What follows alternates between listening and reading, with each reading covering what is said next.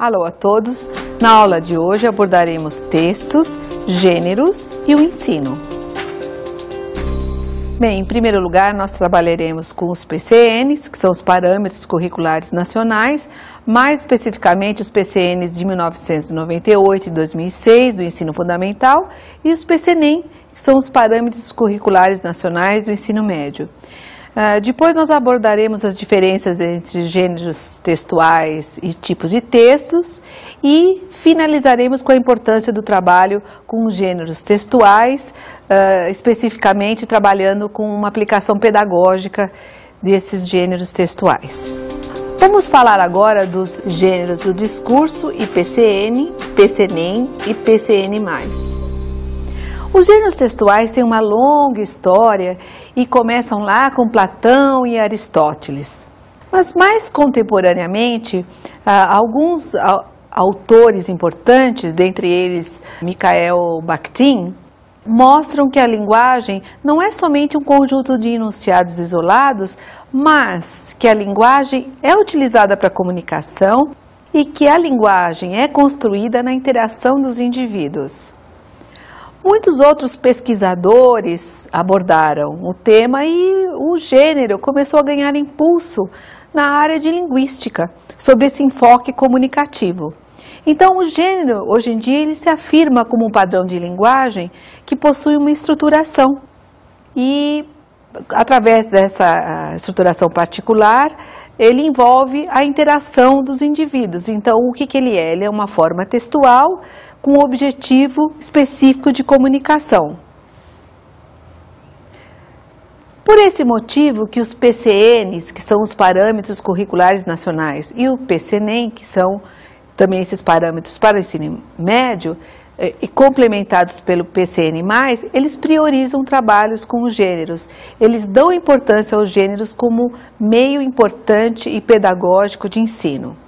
E o que são então os PCN e os PCNEM?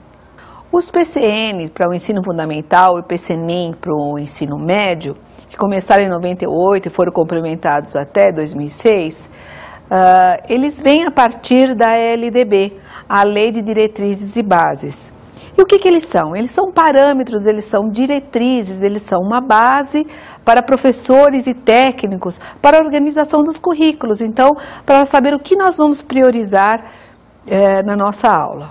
Então, eles abrangem todas as disciplinas do ensino fundamental e do ensino médio. Os PCN, os PCNEM, eles têm como base o construtivismo, tanto o construtivismo interacionista como o construtivismo socio-interacionista. Vamos entender um pouquinho a diferença entre essas duas teorias.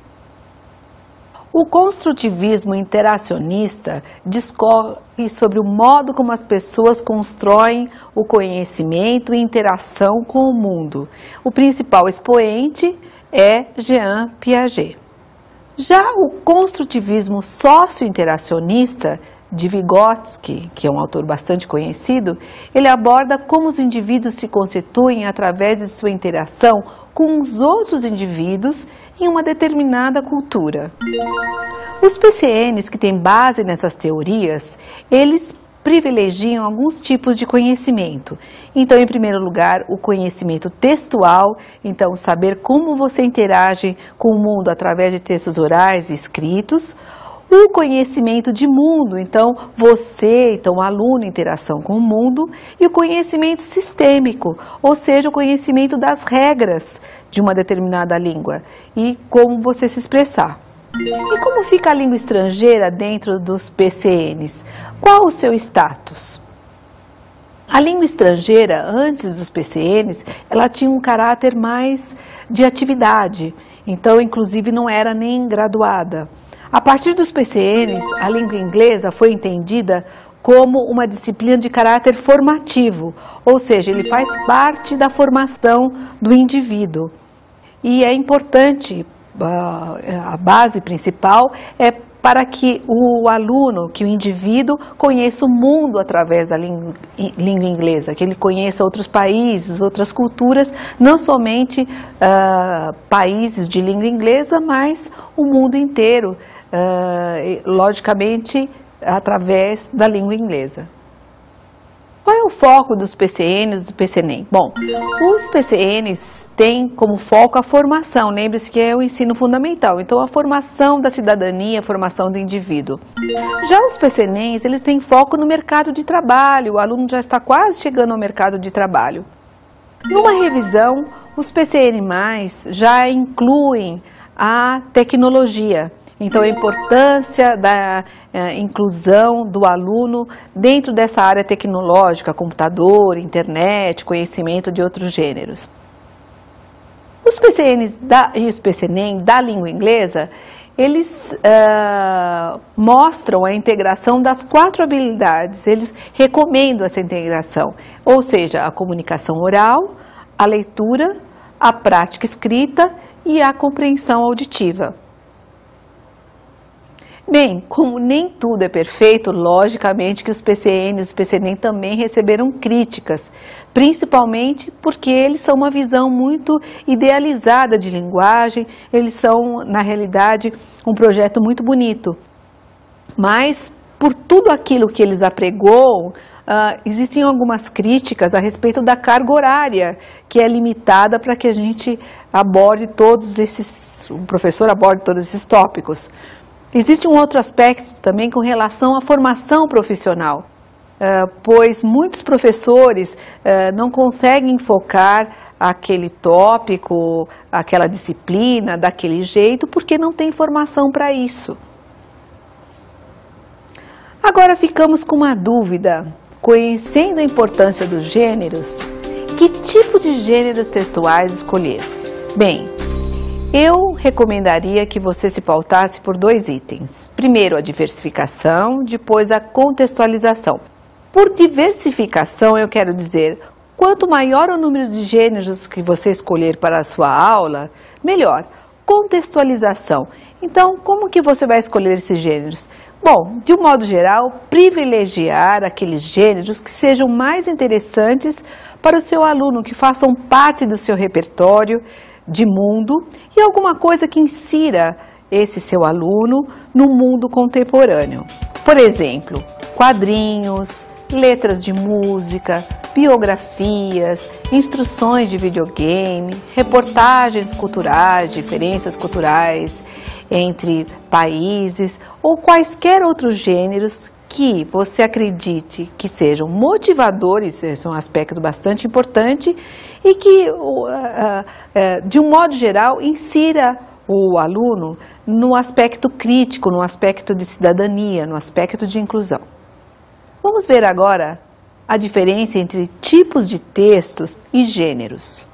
Embora os PCNs privilegiem os gêneros, numa análise mais técnica deles, nós vemos que existe uma certa mistura entre o que se entende por gênero e tipo de texto, então vamos esclarecer a você.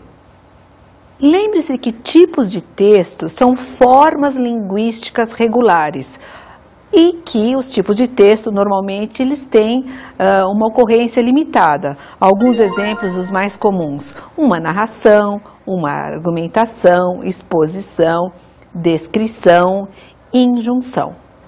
Já os gêneros textuais são também uma forma linguística, mas a grande diferença é que eles têm uma função comunicativa. E eles são uma resposta ao anseio de uma determinada comunidade de discurso ou de uma determinada sociedade. Um dos exemplos mais comuns hoje em dia é que, com o surgimento da internet, quantos novos gêneros, quantos blogs, sites e outros tipos de gêneros apareceram. Então, exemplos de gêneros são poemas, novelas, entrevistas de empregos, cartas comerciais, para citar apenas alguns. Para que você tenha uma visão mais completa, verifique no quadro de Winter, que mostra a correlação entre tipos textuais com a sua ocorrência em gêneros. Vemos assim na coluna da esquerda os tipos de texto e na coluna da direita os gêneros que privilegiam esses tipos de texto. Então, tipos de texto narrativo, normalmente romances, contos e novelas privilegiam o narrativo. Já na parte de texto descritivo, os guias de viagem. Em termos de textos expositivos ou explicativos, as obras de divulgação, os manuais didáticos. Em termos de textos argumentativos, então a propaganda, o editorial, o artigo. Em termos de textos diretivos ou injuntivos, as receitas, os manuais de instrução, bulas, guias. E em termos de textos preditivos, horóscopos, previsão do tempo, dentre muitos e muitos outros. Vamos ver um outro quadro, agrupado por dose e stimuli, que traz um tipo de organização semelhante ao quadro 1, abordando os gêneros que têm predominantemente um tipo de texto específico. Dentro dos gêneros do narrar, nós temos contos de fadas, fábulas, lendas, narrativas. Nos gêneros do relatar, diários, autobiografia, reportagens, notícias, etc. Dos gêneros do argumentar, textos de opinião, carta de reclamação, uma resenha crítica, etc. Dos gêneros do expor, os seminários, as conferências, relatos de experiência científica, etc. Dos gêneros de instruir ou prescrever, novamente nós temos as receitas, instruções, bulas, regulamentos, etc. A variedade, a diversidade é muito grande e muitos outros gêneros surgirão, porque lembre-se, gêneros, eles aparecem a partir de uma demanda de uma determinada comunidade ou de uma determinada sociedade. Para exemplificar, vamos ver o gênero reportagem jornalística, vamos ver como ele acontece. Nós vamos ver como alguns tipos de texto fazem parte de uma reportagem jornalística. O que é, em termos de gênero, uma reportagem jornalística? Uma reportagem jornalística, ela tem o objetivo de fornecer um serviço à população, informando as novidades, informando as notícias mais recentes e, eventualmente, comentando. Vamos ver agora um exemplo de uma reportagem que foi postada, que foi distribuída pelo site da BBC da Inglaterra. É uma reportagem que aborda o surto de dengue que ocorreu no Rio de Janeiro no início de 2008. Bem, nessa primeira parte de caráter explicativo e informativo, aborda basicamente o fato do Exército, Army, estar ajudando o Estado e a cidade do Rio de Janeiro no combate à dengue. E a discórdia entre o prefeito e o governador do Rio quanto à responsabilidade ou irresponsabilidade de cada esfera do governo que culminou com o surto da doença. Já nesse segundo trecho, temos dados fornecidos pela reportagem mais de caráter de explicação e esclarecimento, no sentido de um alerta às pessoas, fornecendo dados que permitam às pessoas reconhecer a doença. Nesse caso, temos um tipo de texto explicativo, um tipo de texto de serviço. Ficou mais claro? Essas informações mais pontuais, em caráter de esclarecimento, mostram como que as pessoas podem pegar a dengue, e mostra que ela é transmitida pelo mosquito Aedes. Mostra que os sintomas ocorrem de 3 a 14 dias após a picada, que o tipo de sintomas que a pessoa pode ter, febre, pode ter coceira, dor de cabeça. Mostra também números, né? Quantos casos, 630 mil casos na América Latina em 2007, com 183 mortes. Outros dados estatísticos, 11% de aumento dos casos do ano anterior. Então, são informações importantes, é uma prestação de serviço que essa reportagem jornalística está fazendo para esclarecer a população. Bem, dentre essa variedade de gêneros que temos à nossa disposição, a dúvida é, eu quero ensinar, mas como privilegiar, como escolher gêneros?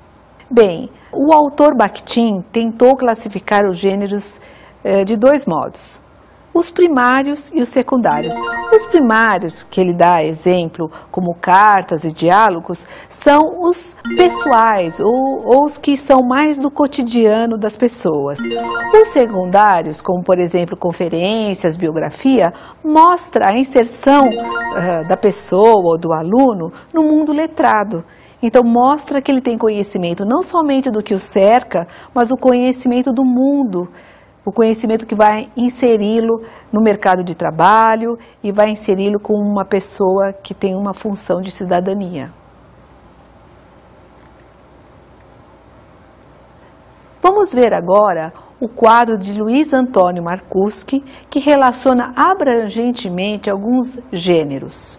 Bem, dentro do domínio científico, nós temos artigos científicos, conferências, no jornalísticos, editoriais ou entrevistas, no religioso, orações, sermões, no discurso da saúde, bula de remédio, conselho médico, no discurso comercial, cartas, balanço, boletos ou publicidade em feiras, no discurso industrial, instruções de montagem, descrição de obras, ordens, na área instrucional, regulamentos, receitas, aulas em vídeo, no discurso jurídico, contratos, leis, depoimentos, declarações, no publicitário, as propagandas e os anúncios, seja impressa ou no rádio e na TV, no lúdico, piadas, jogos, fofocas, adivinhas, e no interpessoal, cartas pessoais, recados, telefonemas. Veja então a diversidade de gêneros que foram abrangidos por esse autor e veja bem que muitos deles você nem imaginava que seria um gênero, não é mesmo? Além desses gêneros, temos atualmente com a internet o surgimento dos gêneros digitais, tais como aulas virtuais, listas de discussão, blogs, sites. A gente sabe que o meio virtual é muito rico e pode ser explorado através de várias formas de expressão, tais como hiperlinks, imagens, vídeo, áudio, etc. Vamos passar agora à aplicação pedagógica de gêneros textuais. Ou seja, como vamos explorar esses gêneros, como vamos nos apropriar e como vamos mostrar aos nossos alunos como utilizar aquele gênero. Algumas propostas foram colocadas por vários autores.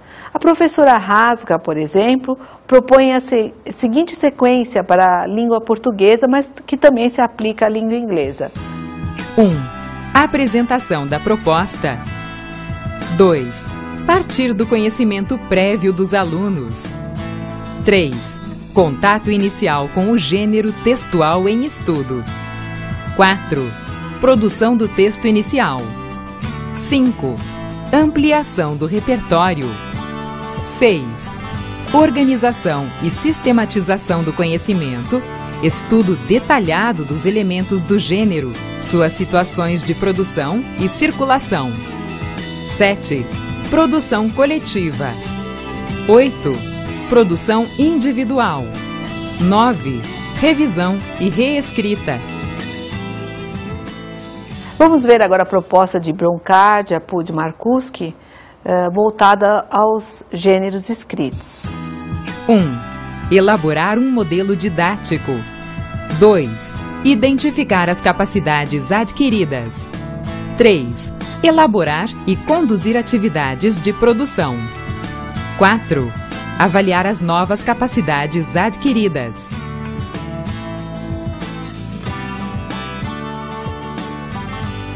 Bem, nessas duas propostas de Rasga e de Broncardi, nós vemos que são privilegiados normalmente o conhecimento, a familiarização com o gênero, um conhecimento mais detalhado sobre o gênero, a produção desse gênero e, finalmente, a avaliação do gênero. Então, são duas propostas, a da professora Rasga, voltada à língua portuguesa, o de Broncardi, que não é voltado à língua inglesa, mas que se apoia em textos escritos e que tem basicamente as mesmas divisões.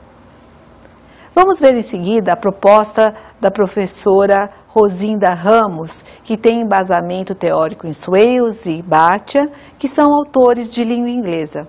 E seu trabalho apresenta algumas fases, subfases, como você vai ver. 1. Apresentação. A. Contextualização. Quem usa, como usa, quando usa o gênero. B. Familiarização. Exposição a exemplos típicos do gênero. 2. Detalhamento. Exploração do gênero quanto a. A estruturação, organização retórica. B. A aspectos linguísticos, gramática e vocabulário. 3. Aplicação. A. Apropriação.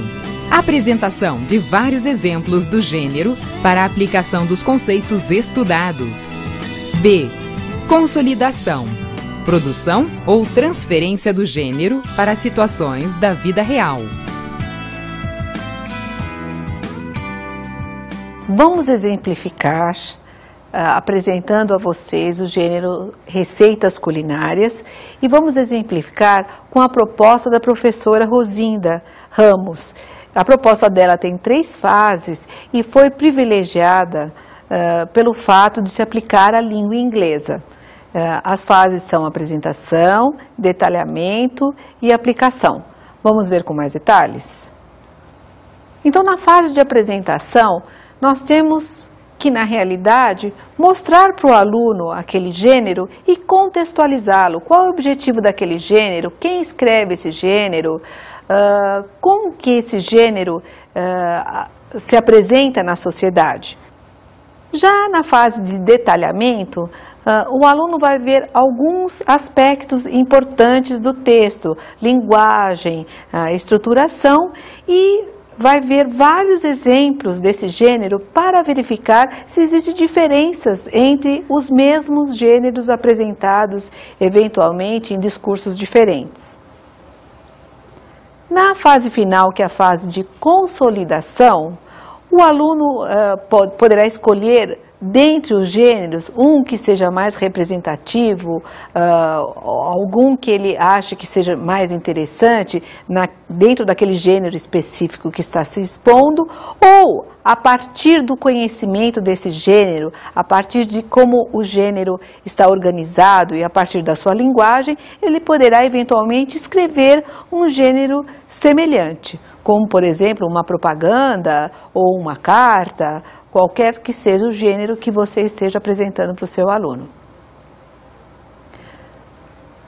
Para ser mais práticos, vamos fazer o seguinte, vamos escolher um gênero que é bastante conhecido, as receitas culinárias, especificamente uma receita de macarrão, e vamos ver como todas essas fases que foram criadas pela professora Rosinda, nesse modelo didático, como que eles se aplicam a esse gênero específico.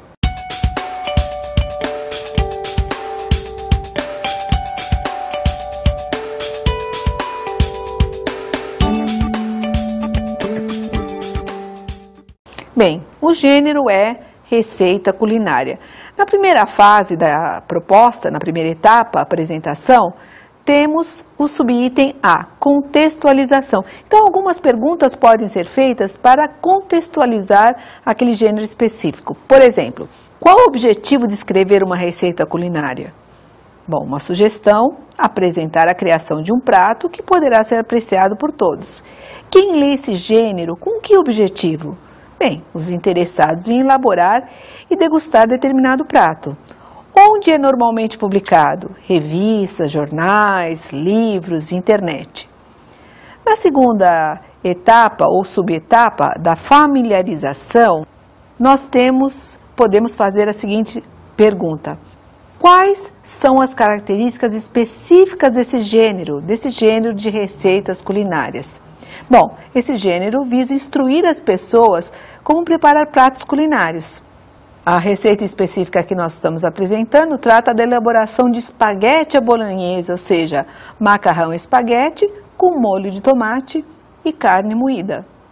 Bem, essa contextualização, essa primeira fase da apresentação, ela visa chamar o aluno, eventualmente, para algum aspecto ou aspectos do gênero que você está tratando, que eventualmente nunca passou pela cabeça do aluno. Quem será que escreve esse gênero? Por que as pessoas leem esse gênero? Por que esse gênero é importante?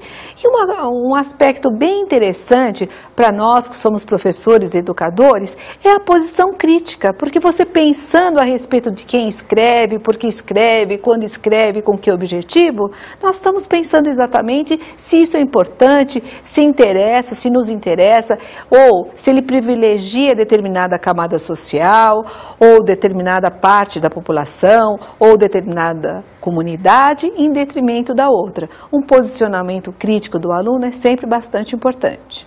Na etapa de detalhamento, nós temos outras subfases. Nós temos a estruturação, então a organização convencionalizada do gênero. Então vamos prestar atenção. Como esse gênero é estruturado? Quais são suas partes? Bem, uma receita culinária tem umas partes muito conhecidas por todos, ou seja, título, ingredientes e preparação. Lembre-se que a gente abordou o aspecto de que nem todos os modelos de gênero são exatamente iguais. Eventualmente nós podemos ter porções, calorias, nível de dificuldade da receita, especialmente em receitas publicadas na internet. Em seguida da parte da estruturação, da forma organizacional, convencionalizada desse gênero, temos que chamar a atenção do aluno quanto às características linguísticas.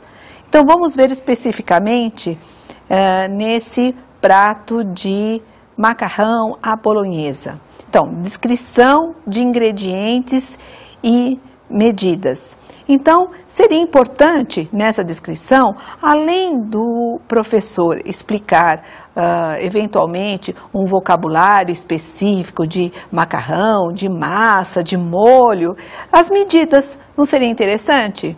Então, por exemplo, meia xícara de massa de tomate, 2 colheres de chá de orégano fresco, 1 colher de sobremesa de azeite. Então, são medidas diferentes e sempre utilizadas em receitas culinárias.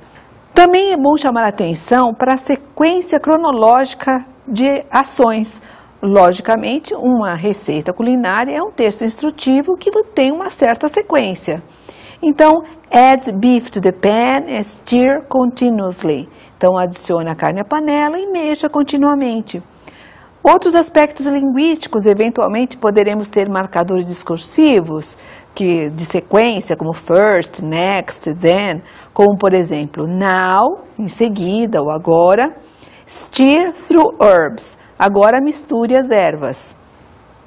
Imperativos, que também é característica específica de textos instrutivos: heat oil, add beef, crush tomatoes, reduce heat. Então, aqueça o óleo, coloque a carne, amasse os tomates, reduz o calor. O vocabulário específico, como nós mencionamos, colher de chá, gramas, onças, até medidas que são diferentes do português para o inglês. Veja bem que nesse item que nós estamos trabalhando com itens linguísticos, nós não estamos ensinando os itens linguísticos separadamente. Nós estamos ensinando o imperativo relacionado à receita. Nós estamos relacionando as medidas, pesos e medidas, ao tópico receita. Nós estamos ensinando um vocabulário específico, que é um vocabulário relacionado à comida, inserido no gênero, inserido em textos onde ele realmente ocorre. Qual é o resultado disso? Você torna a sua aula e você torna o ensino extremamente significativo. Então, é um modo de preparar o aluno para o que vem para frente, para textos autênticos, e não somente ensinar ao aluno a gramática pela gramática, mas ensinar a gramática contextualizada e de modo autêntico. Na etapa final, que é na etapa de consolidação, o aluno já deve ter adquirido um conhecimento básico a respeito daquele gênero. Então, ele já sabe situar aquele gênero dentre os vários gêneros e como utilizar aquele gênero adequadamente. Ele sabe também a linguagem específica daquele gênero e as etapas de elaboração daquele gênero ou de conhecimento daquele gênero, se necessário. Agora chegou uma fase dele mesmo escolher alguns tipos de gêneros ou de preparar algum gênero semelhante a partir do que lhe foi ensinado. É a parte prática. A etapa da aplicação, que é a etapa final, a parte prática, nós temos duas subfases, a fase da apropriação e a fase da consolidação. Na fase da apropriação, um primeiro aspecto é a reaplicação daqueles aspectos estruturais e linguísticos com uma variedade de textos. Aqui no caso você pode, ao invés de uma receita de macarrão, ele pode ver, eventualmente ele pode até escolher que tipos de receita ele quer analisar. Esse trabalho é bastante rico, bastante diversificado. Então você como professor, você pode escolher os tipos de receita por grupos ou, melhor ainda, pedir que os alunos em grupo escolham tipos de receita para serem analisados. Posteriormente você pode inclusive comparar a partir daquela etapa de detalhamento se essas receitas que eles escolheram são semelhantes, são diferentes, de que modo que elas apresentam essas diferenças. Você pode ver o porquê dessas diferenças e isso é bastante importante para o aluno. Na subetapa final é a parte realmente de escrever esse texto. Então, só relembrando, nós já situamos esse texto em seu contexto de uso. O aluno já explorou esse texto, ele já viu quais são as convenções desse texto, viu a organização, viu que tipo de linguagem que ele poderia utilizar. Ele verificou também que existem diferenças, no exemplo que nós estamos abordando, entre receitas. Quem sabe se existem diferenças entre receitas de alimentos salgados e doces, se existem diferenças entre receitas em português e em inglês, e todas essas diferenças foram discutidas. Então, nessa etapa final, o aluno apropriado de todas as condições para fazer um gênero nesse contexto, ele pode preparar uma receita. Uma ideia muito simples, que tal pedir para o seu aluno escrever uma receita de como preparar miojo, que em inglês são instant noodles. Não simplesmente o miojo, que é muito simples, mas que tal miojo com uma variação, por exemplo, miojo com ovo e queijo, com tomate? Use a sua imaginação. Bem, eu gostaria de ressaltar a importância da língua inglesa. A língua inglesa é um idioma hegemônico. Ele é importante praticamente em todas as esferas de atuação. E através dela pode-se ter acesso não somente a aspectos culturais de nativos, mas a informações veiculadas por indivíduos no mundo inteiro. Hoje em dia, com a internet, o acesso a informações é ilimitado e imediato. Assim, é imprescindível que o aluno transforme informações em conhecimento. Conhecimento em letramento e letramento em cidadania. Vamos às nossas dicas de estudo?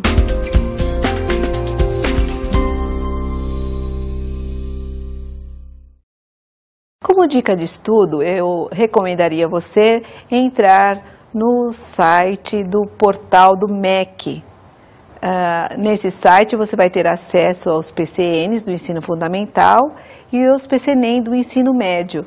Também ao PCN+, do ensino médio, que foi uma complementação em 2006. Você vai ter uma ideia das propostas que foram veiculadas, da abordagem com gêneros, dos aspectos teóricos e práticos e com certeza você vai apreciar bastante.